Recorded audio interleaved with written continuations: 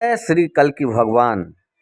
शौनकादि ऋषि मुनियों ने नैमिषारण्य आश्रम में सूत जी महाराज को इस प्रकार स्तुति वंदना और ईश्वर आराधना करते देखकर उनसे प्रश्न किया और कहा, हे मुनि श्रेष्ठ, आप सभी धर्मों के ज्ञाता हैं, प्रकांड पंडित और सब कुछ जानने वाले हैं। हे लोमहर्षण, हे त्रिकाल के जानने वाले, आप तो सभी पुराणों को भलीभांति जानते हैं। कृपा करके यह वृतांत विस्तार से सुनाएं कि कल्कि का अवतार प्रभु ने क्यों लिया। यह कल्कि कौन है, कहाँ उत्पन्न हुआ और पृथ्वी को इसने किस प्रकार जीता, कैसे यह पृथ्वी का अधिपति बना, किस प्रकार इसने पृथ्वी पर होने वाले सभी धार्मिक अनुष्ठान, व्रत, तप, जप आदि का निषेध करके नित्य धर्म को नष्ट कर दिया और अधर्म का विस्तार किस प्रकार और किस लिए किया। आप त्रिकालदर्शी हैं, कृपया हमारी जिज्ञासा को शांत करते हुए यह व्रत हमें विस्तार में सुनाएं।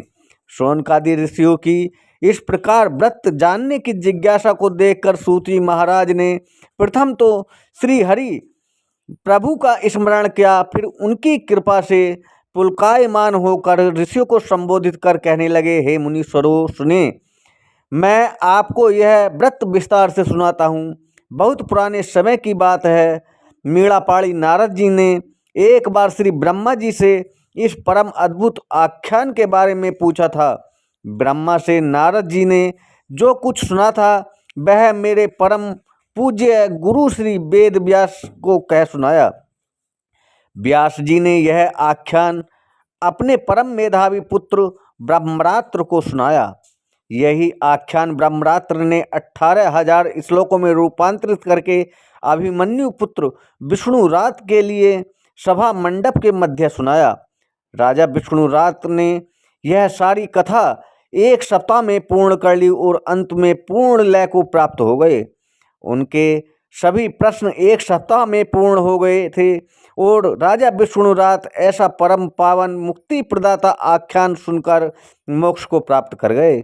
यही कथा सुखदेव जी ने मार्कंडे मुनि प्रभृति विद्वानों के अनुनय करने पर संक्षिप्त रूप से कह सुनाई।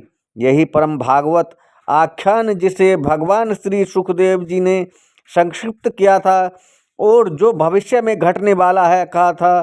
आपकी अटूट श्रद्धा और जिज्ञासा को देखते हुए मैं आपको सुनाता हूँ। आप सभी सुयोग्य अध्येता हैं और इस परम पावन प्रसंग का श्रद्धापूर्वक श्रवण करेंगे। जब भगवान श्री कृष्ण द्वापर का अंत जानकर सभी दायित्वों को पूर्ण होने पर निश्चिंत हो गए थे तो एक व्याघ्र के तीर के माध्यम से पुनः अपने लोक को लौट गए थे। तो कल्कि की उत्पत्ति कैसे हुई, यह बड़ा ही रोचक प्रसंग है। आप लोग ध्यान से सुने।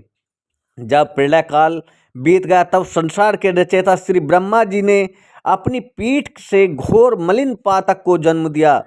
यह पातक जन्म लेने पर अधर्म कहलाया।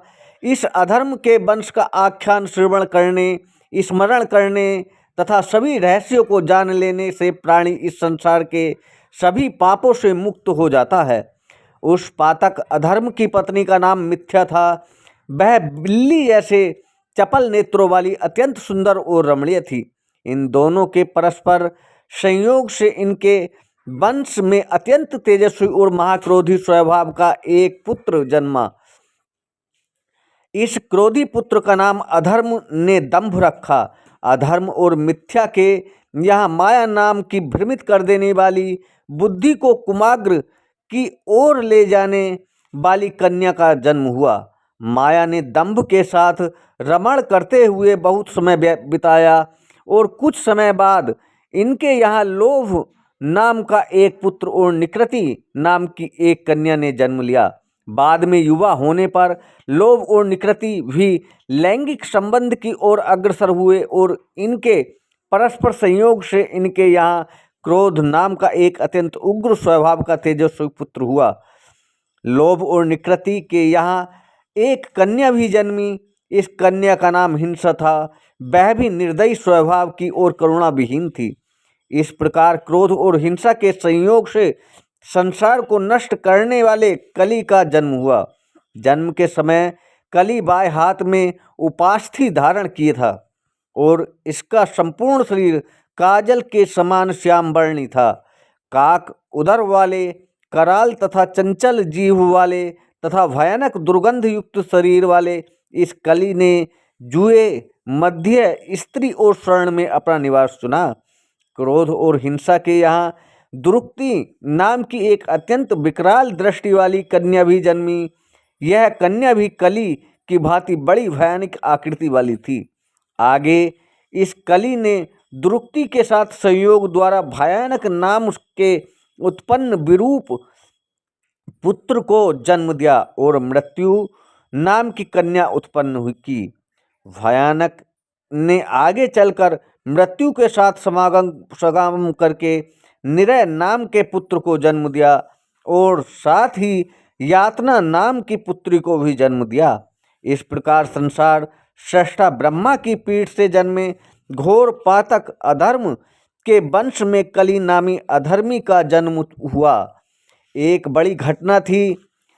इसी के वंश में उत्पन्न निरय और यातना के संयोग से हजारों पुत्र उत्पन्न हुए। ये सभी अधर्म के वंशज पूरी तरह धर्म के विरुद्ध उनकी निंदा करने वाले, सभी प्रकार के पाप कर्म में लीन, ईश्वर भक्ति से विरत, सत्कर्म में अश्रद्धा रखने वाले, बुराइयों को बढ़ावा देने वाले, अविद्या माया से ग्रस्त, मोह माया आदि व्याधि, बुढ़ापा और भय को आश्रय देने वाले हैं। यज्ञ यागादि अध्ययन, दान, दया, धर्म, शील, वैदिक तथा तांत्रिक कर्मों में व्रत करने वाले और इन कर्मों को करने वालों के लिए संकट खड़ा करने वाले हुए। इनके दमनकारी कार्यों का इतना प्रभाव पड़ा कि पृथ्वी पर अनाचार बहुत अधिक बढ़ गया और सभी जगह प्रजा में त्राही त्राही मचने लगी।